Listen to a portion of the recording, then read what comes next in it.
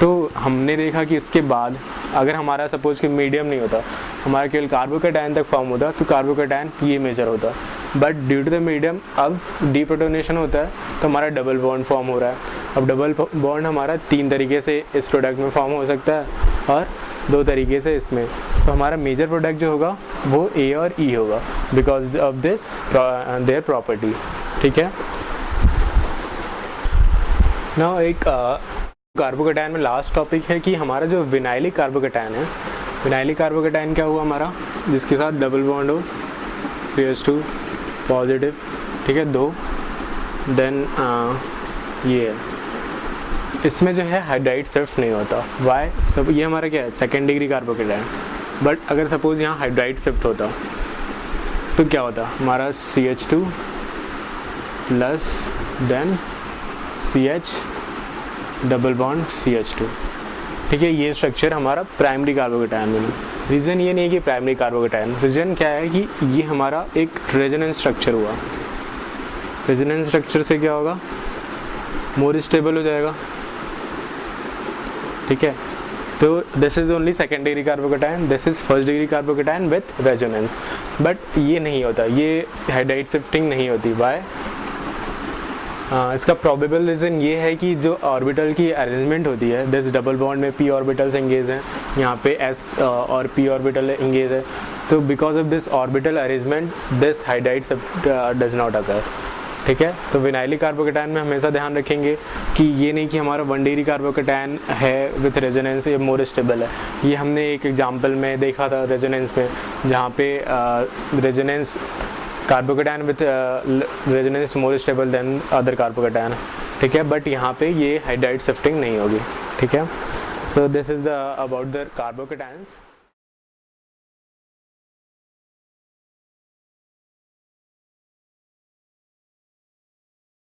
We are here with free radicals. Free radicals क्या होते हैं, हमने देखा था प्रीवियसली कि फ्री रेडिकल जिसमें कार्बन पे ऑड नंबर ऑफ इलेक्ट्रॉन होते हैं। ठीक है, अभी जो फ्री रेडिकल्स है it can have 2 structure, either A और B। ठीक है, इन दोनों स्ट्रक्चर में किस फॉर्म में रहता है फ्री रेडिकल, ये इट इज़ डिफ़िकल्ट टू से। अब हम पहले 2 स्ट्रक्चर को देखते हैं। A में क्या होता है कि जो ऑड नंबर ऑफ इलेक्ट्रॉन है, ठीक है, वो ये sp2 हाइब्रिडाइज्ड ऑर्बिटल में रहता है। ये जो कार्बन होता है ये sp2 हाइब्रिडाइज्ड है। ठीक है, और ये ऑड नंबर ऑफ इलेक्ट्रॉन उस sp2 हाइब्रिडाइज्ड ऑर्बिटल में रहता है। ठीक है, एक स्ट्रक्चर इसका ये पॉसिबल है। दूसरा क्या है, ये एक प्लेनर स्ट्रक्चर है। ठीक है, ये एक प्लेनर स्ट्रक्चर है और इसमें sp2 हाइब्रिडाइज्ड कार्बन होता है। इस केस में क्या होता है, इस स्ट्रक्चर में ये नाइदर प्लेनर है और नॉर ही टेट्राहेड्रल है, it is a shallow pyramid structure. इसमें क्या होता है कि जो इलेक्ट्रॉन होता है वो एक ऐसे ऑर्बिटल में होता है, जो कि एक somewhere between hybrid between p and sp3 hybrid. मतलब ये जो ऑर्बिटल का शेप है वो p और sp3 हाइब्रिडाइजेशन के इन बिटवीन होता है। ठीक है, तो ये इसका शेप जो होता है शैलो पिरामिड होता है। अब ये यहाँ पे हम देखते हैं कि ये 2 फॉर्म में रिवर्सिबल रिएक्शन के फॉर्म में B के पास 2 स्ट्रक्चर्स हैं। ठीक है, और A केवल इस फॉर्म में रहता है जिसमें हमारा p ऑर्बिटल में ये एटम रहता है, ये इलेक्ट्रॉन रहता है। अब इन दोनों में से फ्री रेडिकल्स किस फॉर्म में रहता है, इट इज़ डिफ़िकल्ट टू से बिकॉज जनरली क्या होता है, इन जनरली एविडेंस देखा गया है कि फ्री रेडिकल्स हमेशा इस फॉर्म में रहता है, स्ट्रक्चर A के फॉर्म में रहता है। But sometimes this is also possible. और अगर कहीं हमारा सपोज़ कुछ ऐसा स्ट्रक्चर है जिसमें जो फ्री रेडिकल या जो कंपाउंड है वो रेजोनेंस शो करता है, तो हमने पढ़ चुके हैं कि resonance is very much influencing in stability of compound. तो अगर इन्फ्लुएंस है तो किसी प्लेनर स्ट्रक्चर में अगर रेजोनेंस है तो हमेशा वो प्लेनर स्ट्रक्चर में रहना चाहेगा। क्यों? क्योंकि रेजोनेंस से और ज़्यादा स्टेबल करता है। तो this is the we called free radical. उसके स्ट्रक्चर कैसे होते हैं, अब ये इसका फॉर्मेशन कैसा होता है, फ्री रेडिकल का कैसे फॉर्म होते हैं, हमने ऑलरेडी देखा था। 2 टाइप के फिशंस, होमोलाइटिक फिजन और हेट्रोलाइटिक फिजन। होमोलाइटिक फिजन में फ्री रेडिकल्स फॉर्म होते हैं। तो अगर सपोज हम इसे हीटअप किसी कंपाउंड को हीट करते हैं, उसे थर्मल एनर्जी या फोटोकेमिकल एनर्जी देते हैं, जो दैट अगर वो सफिशिएंट है, that energy is sufficient to break that covalent bond, तो फ्री रेडिकल्स फॉर्म होते हैं। जैसे कुछ रिएक्शंस यहाँ पे ऐसे हैं जो फ्री रेडिकल्स फॉर्म देते हैं। जैसे अगर हम इसको हीट करेंगे तो फ्री रेडिकल बनता है, या फिर इसको हीट करेंगे तो नाइट्रोजन अलग हो जाता है और फ्री रेडिकल मिलता है। तो ये ऑक्जेलिक आयन है, तो एनोड पे means in the presence of electric energy ये क्या देता है, पहले ऑक्सीजन का रेडिकल देता है, फिर एक अल्काइल फ्री रेडिकल देता है। ठीक है, तो फॉर्मेशन के कुछ मेथड्स, कुछ रिएक्शंस आपके बुकलेट में भी गिवन है, those are in general and important reactions. इसके बाद हमारा आता है स्टेबिलिटी, कि कौन सा फ्री रेडिकल ज़्यादा स्टेबल है। तो ये हम ऑलरेडी हाइपर कंजुगेशन में पढ़ चुके हैं। हाइपर कंजुगेशन में हमने देखा था 3 degree is more stable then second degree then first degree. क्यों? ड्यू टू हाइपर कंजुगेशन जो फ्री रेडिकल वाला, जैसे हमारे पास ये है,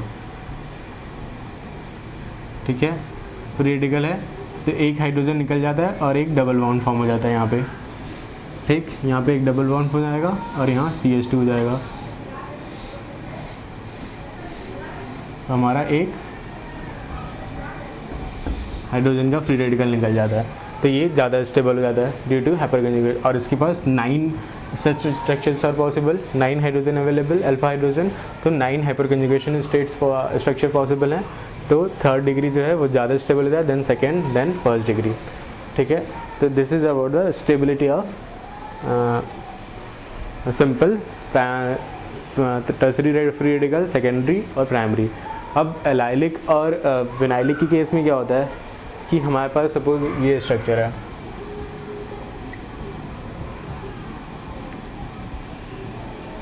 CH2 3 4, ओके। तो अब इस स्ट्रक्चर में क्या होगा कि हमारे पास फ्री रेडिकल है, तो हमने ऑलरेडी रेजोनेंस में देखा था कि ये इलेक्ट्रॉन यहाँ आएगा और इस बॉन्ड का एक इलेक्ट्रॉन यहाँ आएगा और एक रेडिकल यहाँ चला आएगा। ठीक है, तो एक रेजोनेंस क्रिएट हो जाता है। तो वो रेजोनेंस क्या करता है, resonance help in stability of that compound.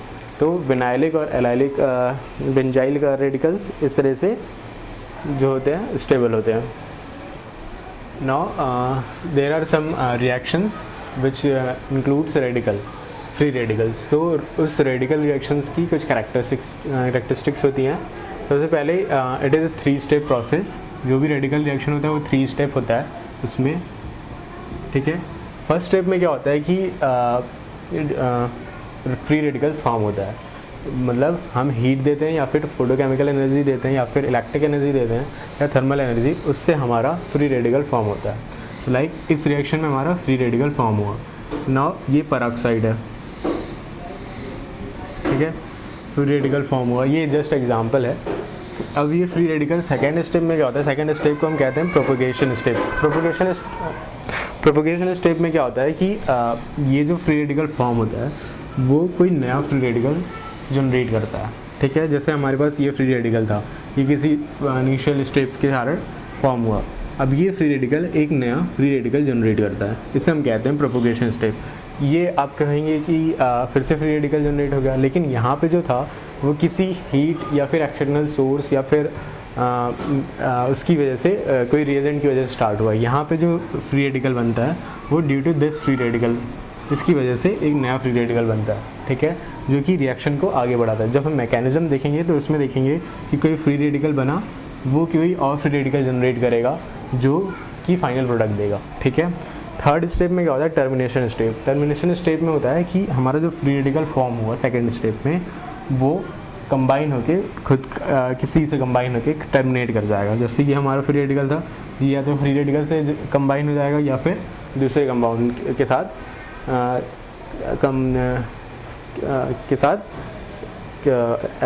जुड़ के कंप्लीट कर देगा, कोई कंपाउंड फॉर्म कर देगा। ठीक है, तो this is a free radical. Free radical में हमने देखा कि पहले उसका स्ट्रक्चर, ठीक है, फिर उसका formation, then stability, then radical reaction characteristics. Carbon के ऊपर एक now we have carbon ions. Carbon ions क्या होते हैं कि कार्बन पे एक निगेटिव चार्ज होता है। ठीक है, जैसे हमने कार्बोकैटायन देखा, उस पर कार्बन पे पॉजिटिव चार्ज था, यहाँ कार्बन पे एक नेगेटिव चार्ज होता है, इसे हम कहते हैं कार्बोकैटायन। अब ये नेगेटिव चार्ज है तो मतलब ये क्या शो कर रहा है, it is electron rich. Electron rich होने की वजह से it will act as a nucleophile. So carbon ion is a good nucleophile. मतलब बहुत सारे सब्स्टिट्यूशन रिएक्शन में we will see that carbon ion act as a nucleophile. ठीक है। नाउ अब ये जो कार्बन आयन में कार्बन के साथ ग्रुप्स लगे हुए हैं, ये सब्स्टिट्यूट बहुत सारे कुछ भी हो सकता है। मतलब आर है, कार्बोनाइल ग्रुप हो सकता है, हेलोजन हो सकता है, नाइट्रोजन हो सकता है, नाइट्रो ग्रुप हो सकता है। तो वो सारे जो सब्स्टिट्यूट होते हैं वो इसकी स्टेबिलिटी और इसके स्ट्रक्चर को अफेक्ट करते हैं। हेलोजन जो होता है वो कार्बन आयन को स्टेबलाइज करता है। वो स्टेबलाइजिंग का उसका ऑर्डर है BrClF। मतलब अगर यहाँ Br होता R की जगह तो ज़्यादा स्टेबल होता, F होता तो कम स्टेबल होता। क्यों?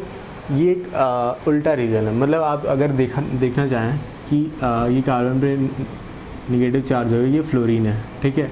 अब क्या होता है कि ये फ्लोरीन की इलेक्ट्रोनेगेटिविटी ब्रोमीन से ज़्यादा है, तो ये इस इलेक्ट्रॉन्स को अपनी ओर खींचेगा। इसका मतलब कार्बन पे निगेटिव चार्ज कम हो रहा है, मीन्स इसके ऊपर एक डेल्टा पॉजिटिव और एक इस पर डेल्टा निगेटिव आ रहा है।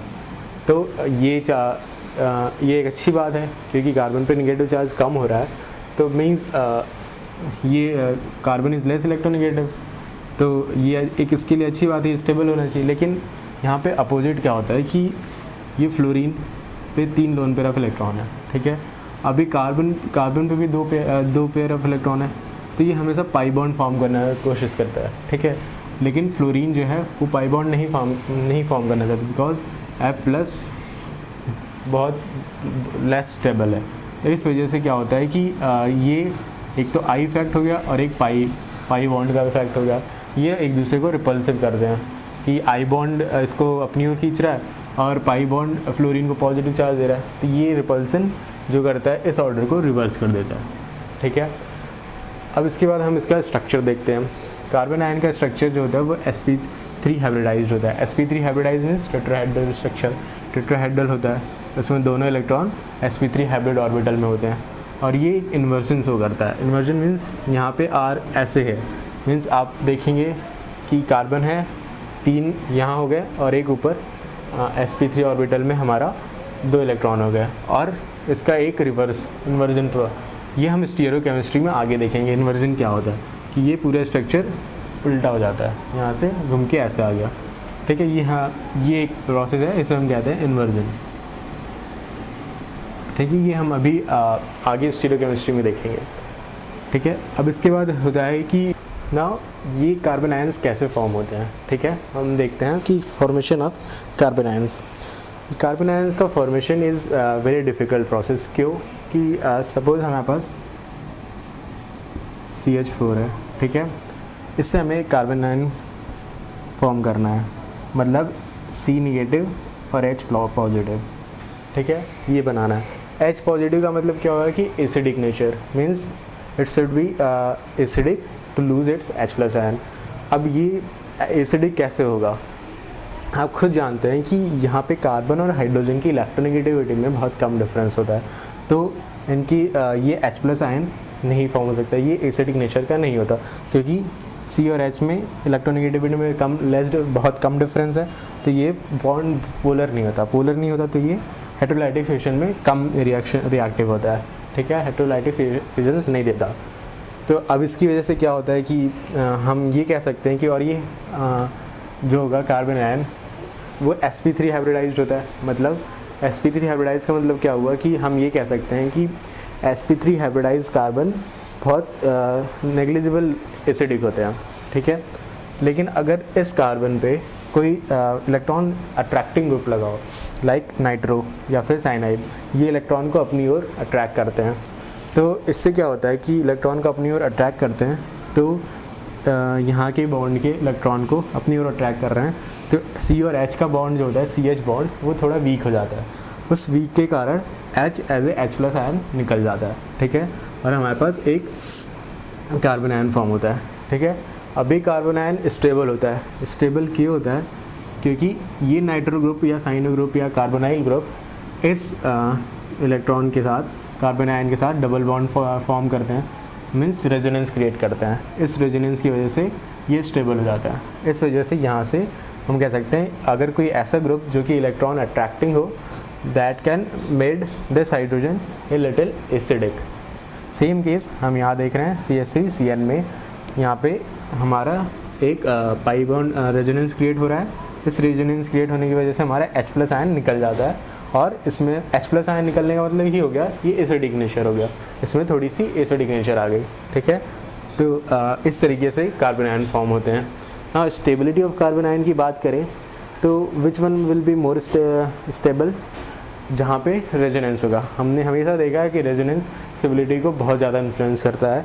तो जहाँ भी रेजोनेंस, जैसे यहाँ पे रेजोनेंस है तो ये ज़्यादा स्टेबल है। ठीक है, अदर देन जो रेजोनेंस शो नहीं करता है। ठीक है, और this is about the carbon ion. अगर हमारे पास किसी कार्बन आयन में फ्लोरीन ग्रुप लगा हो, ठीक है, बीटा पोजीशन पे कोई फ्लोरीन ग्रुप लगा हुआ है, तो क्या होता है कि that carbon ion which contain beta fluorine atom are strongly stabilized due to electronegativity of fluorine. और बीटा पोजीशन पे जो है हमारा फ्लोरीन लगा है सपोज, ठीक है, बीटा पोजीशन पे हमारा फ्लोरीन लगा है, कार्बन आयन है, बीटा पोजीशन पे फ्लोरीन लगा है या तो हम ये कहते हैं कि ये बहुत ज़्यादा स्टेबल है। क्यों? क्योंकि electronegativity of fluorine is most among the halogens.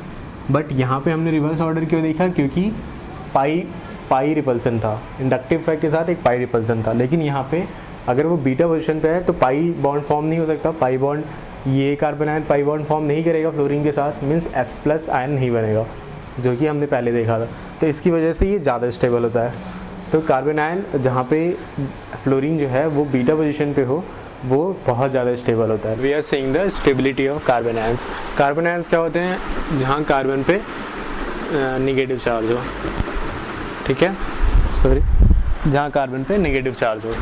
तो अब क्या होता है कि ये कैसे स्टेबल होगा? सपोज हमारा कोई फंक्शनल ग्रुप G लगा हुआ है, ठीक है, और फंक्शनल ग्रुप G ऐसा लगा हुआ है कि वो इस इलेक्ट्रॉन को अपनी ओर खींच रहा है, तो वह स्टेबल हो जाएगा क्योंकि कार्बन पे नेगेटिव चार्ज कम हो जाएगा। ठीक है, तो इस केस में ये स्टेबल होगा। लेकिन तो जहाँ पे इलेक्ट्रॉन अट्रैक्टिंग ग्रुप उसके साथ लगा हो तो वो ज़्यादा स्टेबल होगा। हाँ, सपोज अगर हमारा कोई कार्बन आयन है जिसके अल्फ़ा कार्बन पे, ये अल्फ़ा कार्बन हुआ, अगर यहाँ पे नेगेटिव चार्ज, अल्फ़ा कार्बन पे अगर डबल बॉन्ड हो, ठीक है, अगर कोई डबल बॉन्ड हो तो ये ज़्यादा स्टेबल होता है। क्यों? इसकी स्टेबिलिटी का रीज़न रेजोनेंस, हमारा ये बॉन्ड फॉर्म हो जाएगा, ठीक है, यहाँ पे CH2 है सपोज, और ये ऐसे चला जाएगा। तो ड्यू टू रेजोनेंस क्या होता है?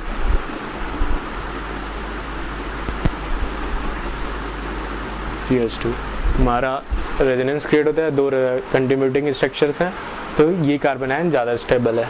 ठीक है, तो इसी तरह अगर सपोज हमारे पास कोई बेंजीन रिंग होती और इसके अल्फ़ा, ये अल्फ़ा कार्बन है, यहाँ पे होता CH2 माइनस, तो जैसा हमने रेजोनेंस में देखा था सेम ये यहाँ जाएगा, ये ऐसे इस तरह से इसके बहुत सारे कंट्रीब्यूटिंग स्ट्रक्चर पॉसिबल होंगे। ठीक है, तो इसकी स्टेबिलिटी में हमने सबसे पहले देखा कि कोई फंक्शनल ग्रुप G लगा हो जो कि इसके कार्बन को अपनी ओर खींच रहा हो ताकि इस पर नेगेटिव चार्ज कम हो, या फिर कोई अल्फ़ा कार्बन पे कोई डबल बॉन्ड हो, जैसे ये हमारा हो गया एलाइलिक हो गया और ये हमारा बेंजाइलिक कार्बन आयन हो गया। ठीक है, तो इनकी स्टेबिलिटी ऐसे होती है। जनरली क्या होती है? हमारा methyl carbocation is more stable, methyl carbocation is more stable then 1 degree, 2 degree, 3 degree. क्यों? क्योंकि अगर हमारा 3 डिग्री है कार्बन आयन, ठीक है, अब CH3 ग्रुप लगे हुए हैं, तो क्या होगा कि ये +I इफेक्ट्स शो करेंगे। +I इफेक्ट की वजह से यहाँ पे नेगेटिव चार्ज और इंक्रीज़ होगा, इस वजह से क्या होगा? ये लेस स्टेबल होगा। तो हमारा मिथाइल ग्रुप, मिथाइल कार्बोकेटायन जो होता है वो जनरली मोर स्टेबल होता है।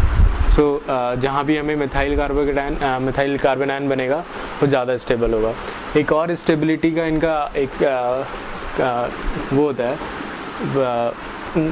जिनकी वजह से स्टेबल होते हैं कि एस करेक्टर, ठीक है, परसेंटेज ऑफ एस करेक्टर कितना है। जैसे अगर सपोज हमारा एसिटिलीन है, हमने देखा हमारा एसिटिलीन जो है वो मोर एसिडिक है देन एथिलीन, ठीक है। अब ये क्या होता है, इसका रीज़न क्या है कि ये इसमें sp हाइब्रिडाइज कार्बन है और यहाँ पे हमारे पास sp2 हाइब्रिडाइज कार्बन है।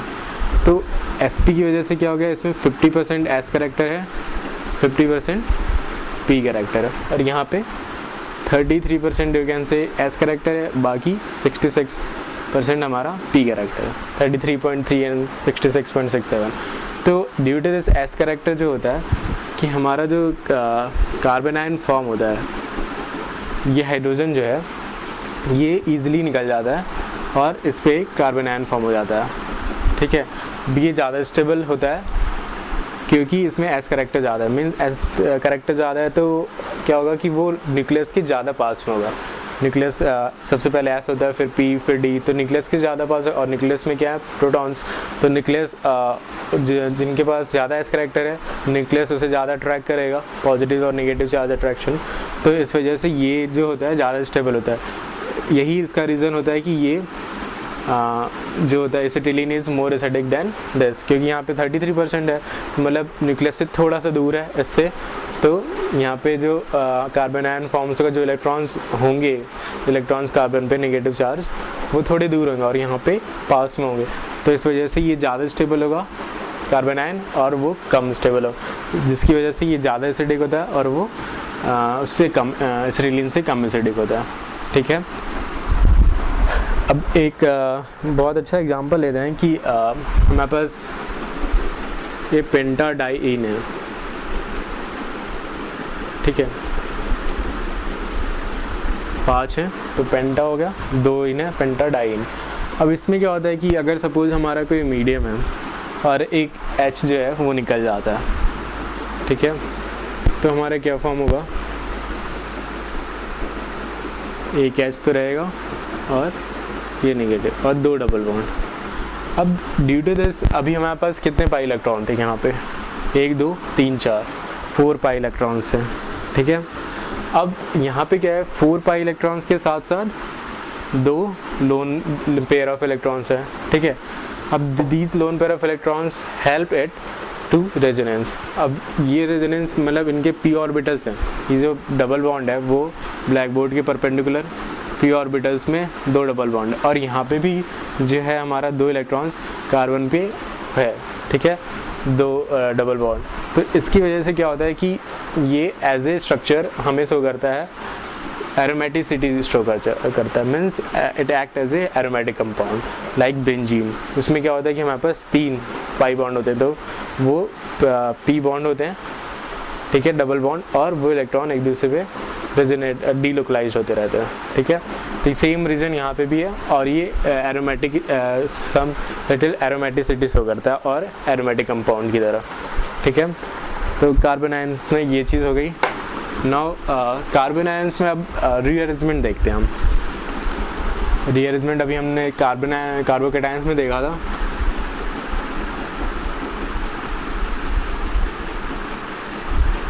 अब कार्बन आयंस में क्या होता है कि रीअरेंजमेंट नहीं होता है, क्यों?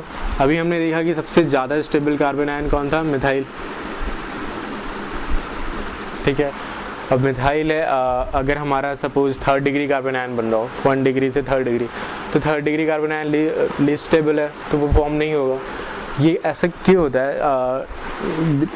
Due to the poor ability of this carbon ion. Migration aptitude जो होता है हमने देखा था, तो इनकी पुअर एबिलिटी होती है, मीन्स शिफ्टिंग की जो हमने देखा,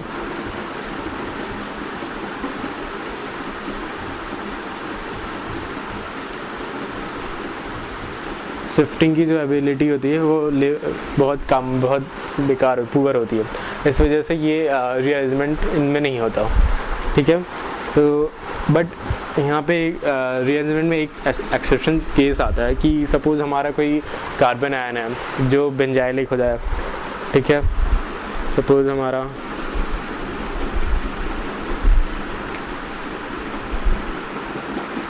रेजोनेंस में पार्ट ले। अब क्या होगा कि अगर सपोज़ हमारा यहाँ पे हाइड्राइड शिफ्ट होता है, तो हमारा एक स्ट्रक्चर बन गया H देन CH। अब ये जो इलेक्ट्रॉन्स हैं वो इसके साथ इस फिनाइल ग्रुप के साथ डीलोकलाइजेशन में पार्ट ले लेंगे। तो डीलोकलाइजेशन में पार्ट लेने की वजह से ये ज़्यादा स्टेबल हो जाता है। इस वजह से ये एक एक्सेप्शन है रीअरेंजमेंट में। अदरवाइज रीअरेंजमेंट इज आप नहीं देखेंगे कार्बन आयंस में rearrangement are not possible, you are not seen the rearrangement in this, but there are some exception like this. अगर हमारा यहाँ पे डीलोकलाइज होने की वजह से ज़्यादा स्टेबल हो गया तो ये कार्बन आयन फॉर्म होगा। ठीक है।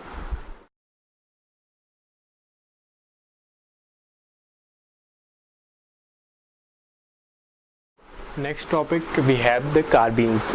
कार्बीन्स क्या होते हैं कि सपोज़ हमारे पास कोई कार्बन है, ठीक है, उसमें कोई फंक्शनल ग्रुप G1 या कोई एटम लगा हुआ है, ठीक है, बाकी ये स्ट्रक्चर है।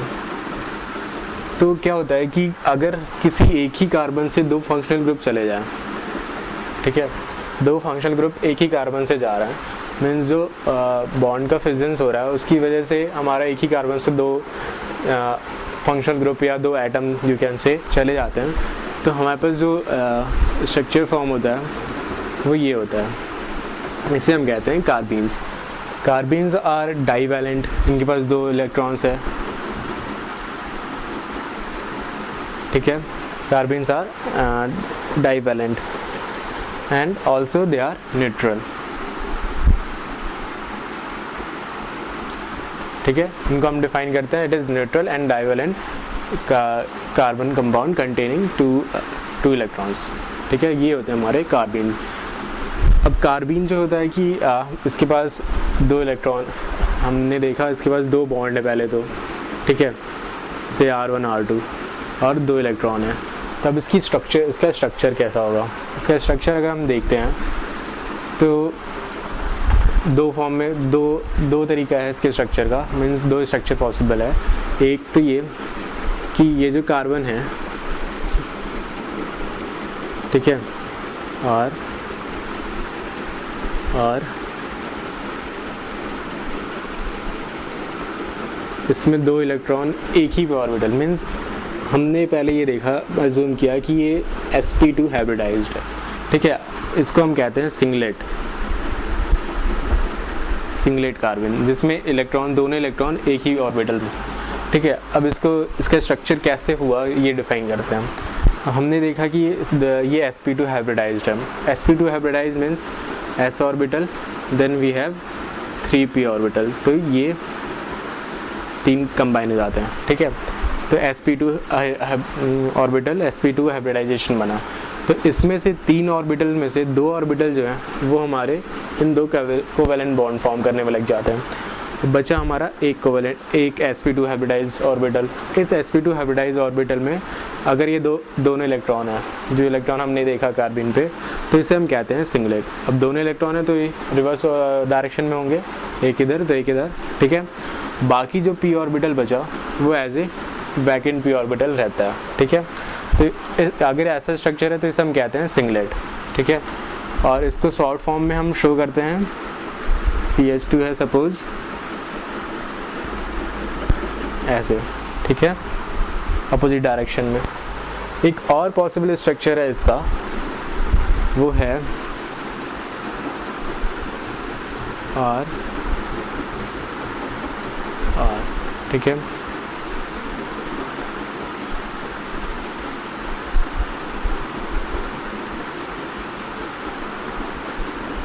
इसमें क्या होता है, इसमें हम अज्यूम करते हैं कि ये जो कार्बन है वो sp हाइब्रिडाइज्ड है, ठीक है। sp हाइब्रिडाइज्ड है मीन्स दो sp ऑर्बिटल्स होंगे। दो sp ऑर्बिटल्स हमें यूज़ हो जाते हैं दो कोवेलेंट बॉन्ड फॉर्म करने में, ठीक है। बाकी हमारे पास दो p orbitals, pure p orbitals बचे। तो दो प्योर p ऑर्बिटल्स में दो इलेक्ट्रॉन अलग अलग रहते हैं, ठीक है। मीन्स ये s हो गया, ये तीन p हैं, तो ये दोनों तो कंबाइन हो गया to give sp hybridized orbital, और इन दोनों में इलेक्ट्रॉन्स रहते हैं, ठीक है। तो ये स्ट्रक्चर भी पॉसिबल है। तो इस स्ट्रक्चर को हम कहते हैं ट्रिपलेट, ठीक है। इसको हम कहते हैं ट्रिपलेट। इसको कैसे शो करेंगे, CH2 सेम डायरेक्शन में, यहाँ हम कह सकते हैं सेम डायरेक्शन में, ठीक है। ये होता है ट्रिपलेट। अब एक और प्रॉपर्टी देखते हैं कि लोन पेयर ऑफ इलेक्ट्रॉन्स किसके पास हैं। मीन्स यहाँ पे भी 2 इलेक्ट्रॉन है, यहाँ पे भी 2 इलेक्ट्रॉन है, but loan pair of electrons always have opposite direction. Means यहाँ पे अपोजिट डायरेक्शन है तो ये it is A loan pair of electron, but यहाँ पे सेम डायरेक्शन तो ये लोन पेयर ऑफ इलेक्ट्रॉन्स नहीं है, ठीक है। तो इसके पास, सिंगलेट के पास ही लोन पेयर ऑफ इलेक्ट्रॉन्स होते हैं और ट्रिपलेट के पास लोन पेयर ऑफ इलेक्ट्रॉन्स नहीं होते हैं, ठीक है ना। सिंगलेट और ट्रिपलेट में हम एक और चीज़ नोटिस करें अगर, तो ये देखने में लगता है कि sp2 हाइब्रिडाइज्ड है, तो sp2 hybridized orbitals of lower energy के होते हैं, देन sp हाइब्रिडाइज्ड। अब ये लोअर एनर्जी का हो गया भाई, नाउ व्हाट, बट ये लोअर एनर्जी का है, बट आप यहाँ भी देख रहे हैं कि यहाँ पे जो इलेक्ट्रॉन हैं वो एक ही ऑर्बिटल में, तो इनके बीच में एक रिपल्सन होता है। Due to that repulsion we have repulsion energy, repulsive energy और रिपल्सन एनर्जी, ठीक है। अब इसकी वजह से क्या होता है कि ये लोअर एनर्जी कम है, बट रिपल्सिव एनर्जी की वजह से एनर्जी इसकी इंक्रीज़ करती है। तो ये दोनों चीज़ें sp2 हाइब्रिडाइज्ड और ये एक दूसरे को कॉन्ट्राडिक्ट कर रही हैं। इसकी वजह से लो एनर्जी होनी चाहिए और इसकी वजह से ज़्यादा एनर्जी होनी चाहिए। तो क्या होता है कि कॉन्ट्राडिक्शन में रिपल्सन एनर्जी ज़्यादा होती है, ठीक है, रिपल्सन एनर्जी डोमिनेट करता है। तो इसकी वजह से सिंगलेट का जो होते हैं, सिंगलेट कार्बीन्स वो लेस स्टेबल होते हैं, मीन्स उनकी एनर्जी ज़्यादा होती है दैन द ट्रिपलेट, जिनके में कोई रिपल्सन एनर्जी नहीं होती, बट sp हाइब्रिडाइज्ड ऑर्बिटल्स की एनर्जी होती है, ठीक है। तो sp हाइब्रिडाइज्ड ट्रिपलेट जो होता है उनकी लोअर एनर्जी होती है, और जो सिंगलेट होते हैं कार्बीन्स वो ऑफ हाई एनर्जी के होते हैं, ठीक है। नाउ हम देखते हैं फॉर्मेशन ऑफ कार्बीन्स। कार्बीन्स कैसे फॉर्म होते हैं, ठीक है। सबसे पहले क्लोरोफॉर्म से क्या होता है कि अगर हमारा मीडियम बेसिक है तो ये हाइड्रोजन जो होता है मोस्ट एसिडिक है, ठीक है। हमने देखा due to inductive effect most acidic होगा तो ये हाइड्रोजन निकल जाता है सबसे पहले तो as a proton. But again next step में क्या होता है कि ये chlorine as a chloride ion निकल जाता है, ठीक है, एज ए क्लोराइड आयन ये भी अलग हो जाता है। तो हमारा कार्बीन मीन्स एक कार्बन से 2 फंक्शनल ग्रुप का है, एक तो H और एक Cl, तो 2 फंक्शनल ग्रुप गया तो हमारा कार्बीन फॉर्म हुआ, ठीक है। और कार्बीन फॉर्म हुआ क्योंकि दो फंक्शनल ग्रुप है। कार्बन आयन कैसे फॉर्म होगा, जब हेट्रोलाइटिक फिजन्स होगा, ठीक है। तो यहाँ पे ये मेथड ये डिफरेंट वे है। यहाँ पे क्या हो रहा है कि यहाँ पे हमारा डाईएज़ोमीथेन है। इसमें क्या होता है कि नाइट्रोजन जो है इसके पास चार बॉन्ड फॉर्म किए हैं, it has 4 bond, but it can't be pentavalent. तो ड्यू टू दैट ये क्या करता है कि ये एज ए नाइट्रोजन गैस अलग हो जाता है और हमारे पास 2 बॉन्ड फिर से एक ही कार्बन का टूट जाता है, तो हमारे पास कार्बीन फॉर्म हुआ। अगेन वी हैव कीटीन्स, अगर हमारे पास कीटीन्स है सपोज, तो यहाँ पे अगेन क्या होता है कि हमारा CO निकल जाता है, ठीक है। जब हम इसे हीट करते हैं तो अगेन ये डबल बॉन्ड टूट के हमें कार्बीन देता है। लास्ट ये इंपॉर्टेंट है, इसमें क्या होता है CO2 रिमूवल होता है। CO2 कैसे रिमूव होता है कि अगर हमारा सपोज कार्बोक्सिलेट आयन हमने देखा या फिर ये कार्बोक्सिलेट आयन का सब्सटीट्यूट है, तो इसमें क्या होता है कि ये स्ट्रक्चर रेजोनेंस के द्वारा स्टेबलाइज होता है, रेजोनेंस के ड्यू टू रेजोनेंस। अब क्या होता है कि अगर हमारा CCl3 है तो सबसे पहले तो हमारा ये बॉन्ड टूट जाएगा ड्यू टू CO2 जो होता है वो ड्यू टू रेजोनेंस वो स्टेबलाइज्ड होता है, ठीक है। इसमें रेजोनेंस की वजह से ये स्टेबलाइज हो जाता है, तो इस वजह से CO2 अलग हो जाता है। देन वी हैव CCl3, तो अगेन हमने जैसे यहाँ देखा क्लोरीन निकल जाता है, तो सबसे पहले तो एक फंक्शनल ग्रुप CO2 निकला, देन दूसरा फंक्शनल ग्रुप Cl निकला, तो हमारा कार्बीन फॉर्म हुआ, ठीक है। तो these are the 4 method for the formation of carbenes, ठीक है। कार्बीन में हमेशा हमें we have to consider that the both functional group goes from the same carbon, ठीक है। Now we are seeing the reaction of carbenes. Carbenes कैसे react करते हैं, ठीक है। कार्बीन जनरली क्या होता है कि रिएक्ट करके साइक्लो कंपाउंड बनाता है। साइक्लो कंपाउंड कैसे कि कार्बीन कहाँ ऐड होगा कि सपोज अगर हमारा ये है जनरली, ठीक है, डबल बॉन्ड, अब हमारा CH2 है, कार्बीन तो क्या होता है कि एक कार्बन ये इस कार्बन को डोनेट कर देता है और एक कार्बन इस कार्बन को, तो हमारा एक साइक्लो कंपाउंड फॉर्म हो जाता है। ठीक है, साइक्लो कंपाउंड। तो कार्बीन जो होता है जनरली एडिशन प्रॉपर्टी है, ये इसका एडिशन है। ठीक है, और तो एक साइक्लो कंपाउंड होता है। It is also use to distinguish the between the singlet and triplet carbenes. वो कैसे, हम कैसे अलग करेंगे सिंगलेट और ट्रिपलेट को? उसके लिए सपोज जैसे हम इसका एडिशन कर रहे हैं, ठीक है, हमारे पास ये है डबल बॉन्ड। स्टीरियोकेमिस्ट्री आप लोगों ने पढ़ लिया होगा, उसमें क्या है कि इससे हम क्या कहते हैं, इससे हम कहते हैं सिस कंपाउंड है। ठीक है, क्योंकि दोनों CH3 एक साइड है और HH इस साइड है।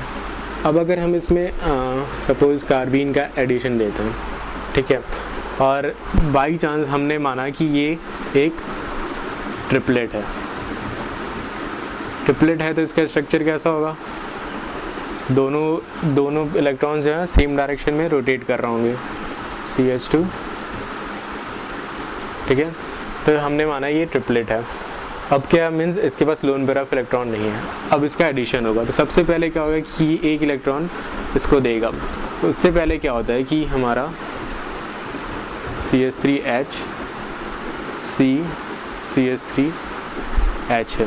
अब ये जो पाई बॉन्ड है, ठीक है, पाई बॉन्ड फॉर्म हुआ है, तो मीन्स इसके पास, इनके पास एक इलेक्ट्रॉन और एक इलेक्ट्रॉन है।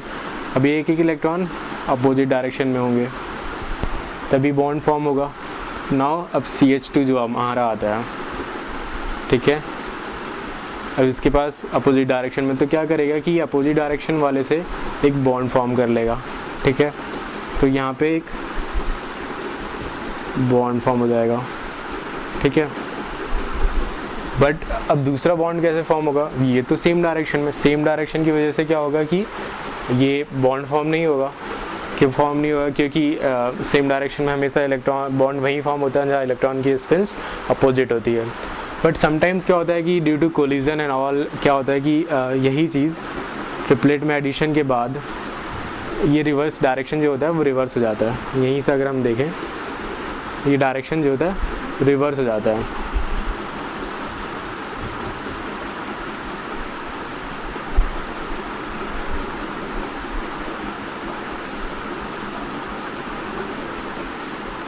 ये ऐसे हो गया, इसका डायरेक्शन रिवर्स हो जाता है, तो ड्यू टू कोलिजन्स। अब इस वजह से क्या होता है कि हमारा बॉन्ड फॉर्म हो जाता है। तो जो हमारा बॉन्ड फॉर्म होगा वो क्या होगा, जो फाइनल प्रोडक्ट होगा वो हमारा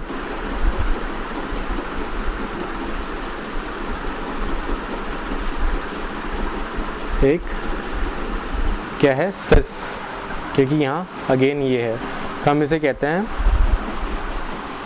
सिस 1,2 साइक्लोपेंटेन। ठीक है, साइक्लोप्रोपेन, सॉरी। तो अब इसके बाद ये तो हमारा हो गया कि ड्यू टू स्पिन कोलिजन की वजह से। बट अब हमने देखा कि यहाँ पे सिंगल बॉन्ड है कार्बन के बीच, तो हमेशा सिग्मा बॉन्ड जो होता है वो रोटेट कर सकता है। ठीक है, अब रोटेशन की वजह से क्या होता है कि ये रिवर्स हो जाता है। स्टीरियोकेमिस्ट्री में आप देखेंगे अगर वो रिवर्स हो रहा है, इसका मतलब क्या हुआ कि CH3 हमारा नीचे आ गया और H ऊपर चला गया। ठीक है, और CH2 ये है, तो रोटेशन की वजह से ये इलेक्ट्रॉन रिवर्स हो जाता है, इसकी डायरेक्शन जो होती है वो रिवर्स हो जाती है। तो हमारा फिर डायरेक्शन रिवर्स हो गई तो कोवेलेंट बॉन्ड फॉर्म हो जाएगा। तो हमारा जो प्रोडक्ट बनता है वो क्या बनता है,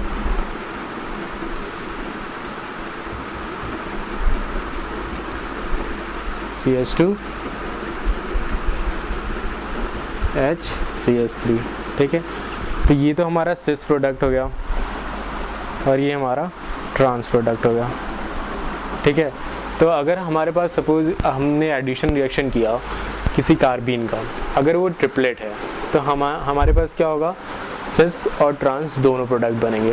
ठीक है, अगर वो पूरा 100% जो है ट्रिपलेट है तो हमारा सिस और ट्रांस का एक मिक्सचर बनेगा। कैसे, पहले तो हम देखते हैं कि सिस कैसे बनता है, ड्यू टू कोलिजन ये इलेक्ट्रॉन जो होता है उसकी डायरेक्शन रिवर्स हो जाती है, रिवर्स हो जाती है तो हमारा एक बॉन्ड फॉर्म हो जाता है, ठीक है।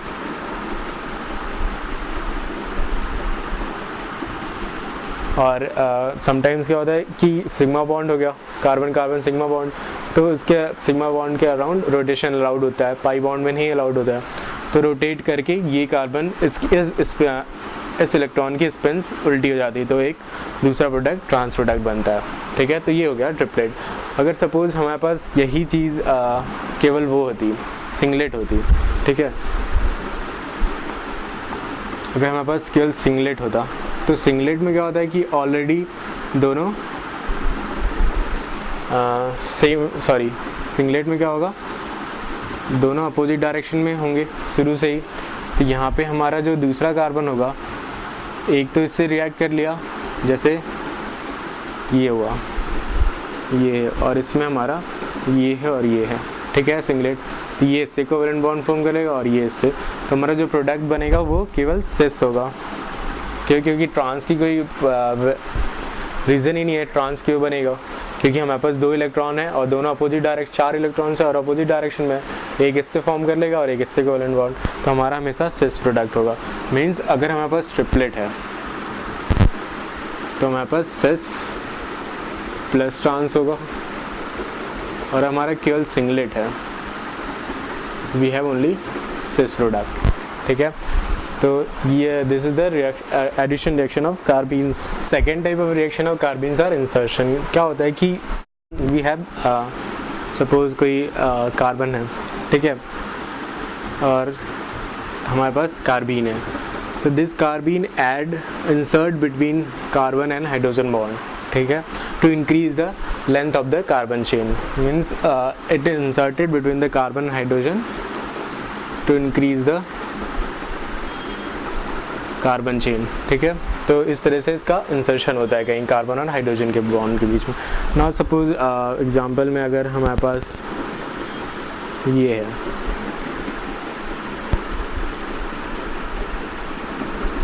ठीक है, अब हमारे पास कार्बीन है, तो ये कार्बीन कहाँ कहाँ ऐड हो सकता है, यहाँ पे, यहाँ पे, यहाँ पे, तो यहाँ और यहाँ तो सेम चीज़ हो गई। तो हम एक केस लेते हैं कि यहाँ ऐड हो रहा है, ठीक है, तो अगर यहाँ पे ऐड होगा तो हमारे पास क्या बनेगा, CH2H, CH2, एक कार्बीन ऐड हो गया, CH, CH3, देन CH3। और अगर ये यहाँ पे ऐड होता तो हमारे पास क्या बनता, CH2, CH3, then CH2, CH3, ठीक है। तो यहाँ हमने देखा प्रोपेन जो है अगर वो कार्बीन से एडिशन रिएक्शन दे रहा है तो 2 प्रोडक्ट दे रहा है, ठीक है, एक तो ये और एक सिंपल एक कार्बन चेन में इंक्रीज हो गया, यहाँ पे आइसो प्रोडक्ट मिल रहा है और यहाँ पे हमें एक सिंगल कॉमन चेन लेंथ मिल रही है, ठीक है। तो ये हो गया इंसर्शन। इसके बाद हम देखते हैं रीअरेंजमेंट। थर्ड चीज़ है इसमें रीअरेंजमेंट। रीअरेंजमेंट अभी हमने कार्बोकैटायंस में देखा था, रीअरेंजमेंट में क्या होता था 1,2 हाइड्राइड शिफ्ट 1,2 मिथाइल शिफ्ट।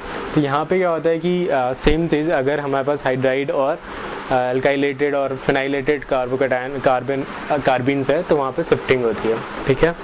तो जैसे शिफ्टिंग हम कैसे देखते हैं कि सपोज हमारे पास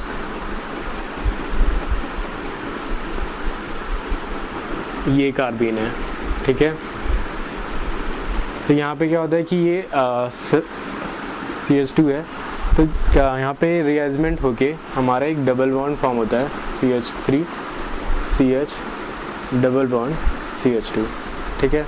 इस तरीके से यहाँ पे रीअरेंजमेंट स्ट्रक्चर जो होता है वो रीअरेंजमेंट हो जाता है, ठीक है। इसी तरह अगर हमारे पास कोई साइक्लो ग्रुप है, सपोज ये है,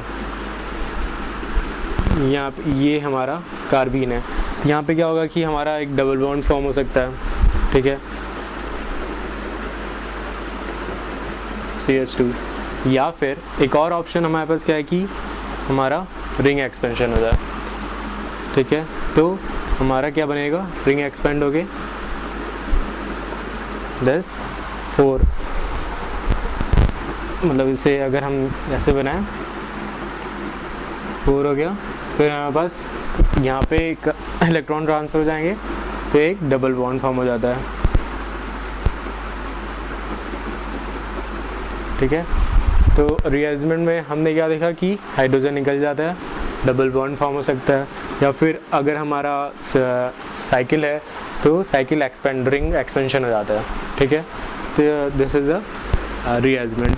अब इसमें एक स्पेशल केस जैसे हमने देखा था अभी कार्बन आयंस में पेंटा साइक्लोपेंटा डाइईन, ठीक है। तो हमने देखा था कि ये एक एरोमेटिक कंपाउंड की तरह बिहेव करता है। अगर ये कोई मीडियम है H+ OH- तो ये H को निकल जाता है एज ए प्रोटॉन और हमें एक एरोमेटिक कंपाउंड मिलता है। अब अगर सपोज इस एरोमेटिक कंपाउंड के साथ हमारे पास chloroform is use to form the carbenes. Chloroform कैसे कार्बीन फॉर्म करता है, OH जो है वो इस हाइड्रोजन को लेके निकल जाएगा और CCl3 में एक Cl क्लोराइड आयन की तरह निकल जाएगा, तो हमारा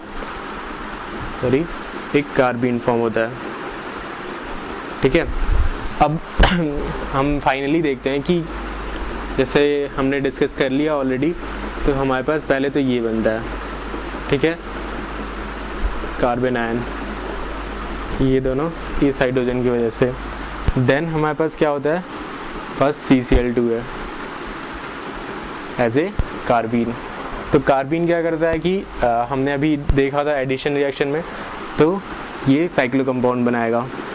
तो साइक्लो कंपाउंड बनाने से क्या होता है, ये तो हमारा ऐसे ही रह गया, ये डबल बॉन्ड, फिर यहाँ पे सपोज हमारा